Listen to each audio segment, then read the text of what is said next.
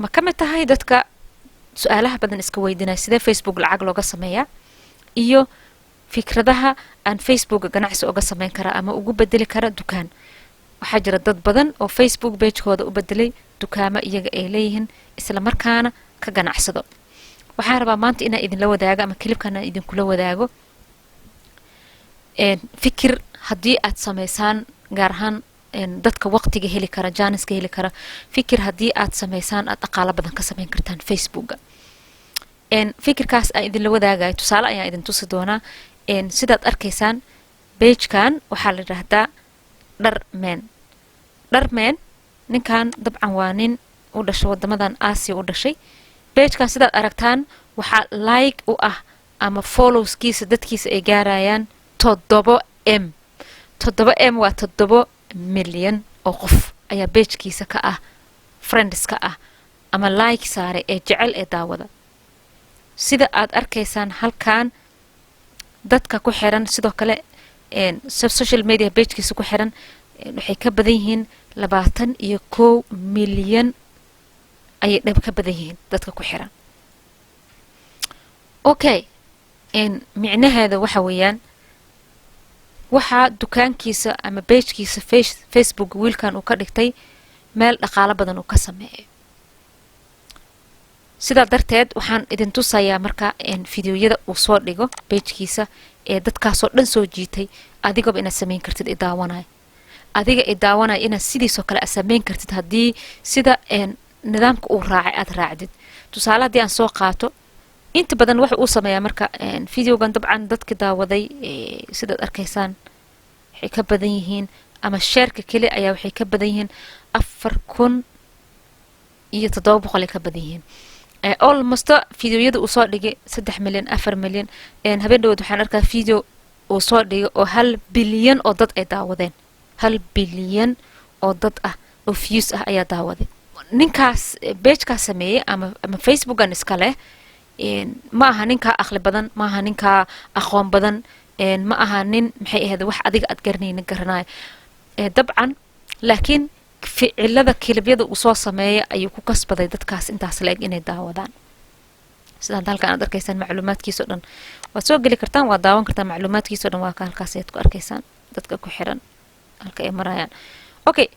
macnaha waxa way marka ujeedada aan leeyahay waxa weeyaan waxyaalaha daily-ga aan sameeyno caadiga ama daily-ga dhaco ayuu wuxuu ka sameeyaa kilibyo gaagaaban kilib kasta uu soo sameeyana 10 daqiiqo kama badno ama 5 daqiiqo ama 8 daqiiqo kama badno xigmad ayuu kilib kasta ku sameeyaa qofka markuu xigmadaasi helo ama fikirkaas uu helo ayaa dabcan filimka la sameynaa filimka dadka uu sameynaayo dabcan waa team uu diyaariyay asaga uu leeyahay tusaale ahaan Soomaaliya oo kala joogtaa aan ka soo qaadaa Muqdisho degan tahay ama Hargeysa degan tahay haddii aad doonayso page-kaada inuu noqdo dukaan sidaan oo kale waxyaalaha sameyn kartid haddii tusaale aan ku soo qaato waxa weeyaan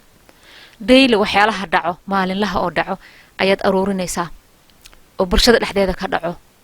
isla markaana waxaasi ayaad wacyigelin ahaan kilib yar ku sameynaysaa dabcan dadka Soomaalida filmo way sameeyaan laakiin filmada ay sameeyaan ma aha exactly wixii toos uma abaaraan laakiin wax dheer oo lagu daalayo oo muusik inta la saaray dheer ay soo sameeyaan waxaas oo dhan lama raba Facebooka wuxuu ka raba waxa weeyaan 3 daqiiqo kale iyo 15 daqiiqo ka yar inta u dhaxayso inuu filimkaada uu socdo ama kilibkaada uu socdo haddii tusaale ahaan aan soo qaato qaadko kale drugska hada iyaga badan ay ka hadlaan dadka ay ka wacyigeliyaan drugska qaadko kale waxyeelada qaadka uu geysto kale ayaad qodob yar oo muhiim ka soo qaadanaysaa familada kale ku burburayo kale ku kala tagay dhibaatada qofka caafimaadkiisa oo wax u yeeli karo kale waxaad ka soo qaadanaysaa dagaalada kale ama dagaal markuu dhaco ama dhibaatada yar wax yar ee dhaca waxyeelada uu reebo iyo sida markiiba waxaasi wanaag hadii loo bedelo ay noqon lahaayeen mar walbana kilibyadiisa runtii uu soo qaato wax badan kuma soo qaato hadda kilibkan oo kale tusaale ahaan kilibkan hadii aan soo qaato wuxuu leeyahay always waxyaalaha social media ka dhaco ama social media lagu soo bandhigo ha aamina inay run yihiin aamina inay run yihiin because dadaa waxay soo sheer garaynayaan baabuur qurux badan ee ay ku sawiran yihiin dadaa waxay soo sheer garaynayaan guri qurux badan ee maxay ahayd iyaga ay isleeyihiin ay leeyihiin anaga iskale isla markaana qofkii kale wuxuu dareemayaa oo hebel oo shalay aan isla joognay guri qurux badan ayuu haystaa gaari qurux badan ayuu haystaa wuxuu degan yahay meel qurux badan ayuu degan yahay beer qurux badan ayuu degan yahay ani maxaan u sameyn waay laakiin waxaa laga yaabaa qofkaasi inuuba asagoo iska lahayn meesha markuu tagay uu tagay kaliya inuu isku soo sawir u tago ama saaxiibadiis u tago ama isku soo sawir ama gaariga inuusan asaga lahayn oo laakiin adigi aad u malayso inuu asaga leeyahay ku niyad jabay sidaa darteed sheekada waxay ku leedahay laba qof ayaa waxay isku sawirayaan gaari waxay soo dhigayaan snapchatka ama instagramka waxay isku soo sawirayaan guri laakiin wixii dhan ayaga ma laha sidoo kale waxay soo matalayaan inay yihiin famil aad u soo jecel laakiin ma aha dabcan kama dadka kale kama wanaagsana familada kale bay la mid yihiin marka laba qof oo kale oo matalayso iyo laba arintii run u malaynayso kanoo kale waa sida in aad waxba weligaa aad give up aad sameynin ay tusaalahan kuu soo qaadanaya wax kastoo dhaco in aad ogaatid in maalin maalmaha ka mid laga gudbi karo marka inta badan waa dhacdooyinka successka ah iyo sida looga gudbo haddii ay wax kugu dhacaan iyo hadda kanoo kale saad arkaysa always be grateful for what you have inaad waxaad haysto aad mar walba ku kalsoonaatid wad aamintid waxaad haysto oo dad kale waxooda aad fiirinin marka waxyaalaha dhayliga dhaco ayuu kilabyo yarar ka soo sameeyaa tiim ayuu leeyahay tiimkaasi soo sameynaya marka ugu dambayso dad tusaalan soo qaadaya dabcan sheekadaas waa fahanteen macnaha ninkan gabadha ayuu la hadlayay wuxuu lahay maxaad igu nacaysaa maxaa ila hadli weysay ma ii jawaabtid ma fool xumahay maxaanahay laakiin waxaas dhan iyada maysan maqlaynin sababtoo ah gabadhaasi dhagoole ahayd wuxuuna ula hadlayay sida qof caadi oo kale gabadha saaxiibteed markay umaatay ee waday ayay u sheegtay inay gabadhan dhagool tahay oo waxa uu sheegayo dhan aysan maqlaynin marka waxaa la dhahaa never judge book with its cover macnaha ha ku qiimeynin waxa shay ad ha go'aamina shaygan ilaa aad aragtid wuxuu yahay ha ka hor dhicin calaashan wixii adoon ogeen haddii markiiba aad inuu yahay sidaa inuu yahay aad go'aansatid laakiin sidiisa ka duwan uu yahay waa waxyaalaha mararka qaar dadka isfahan waaga uu ku dhex maro ayay dabcan ka hadla macnaha mar kasta oo ay ujeedada ama wax la dhahaa fariinta filimkaasi uu xambaarsan yahay ay sameynayaan waa fariin yar oo kooban oo qofka isla markiiba wax ka bedeli kartid adiga marka i daawanayo sidoo kale ayaad sameyn kartaa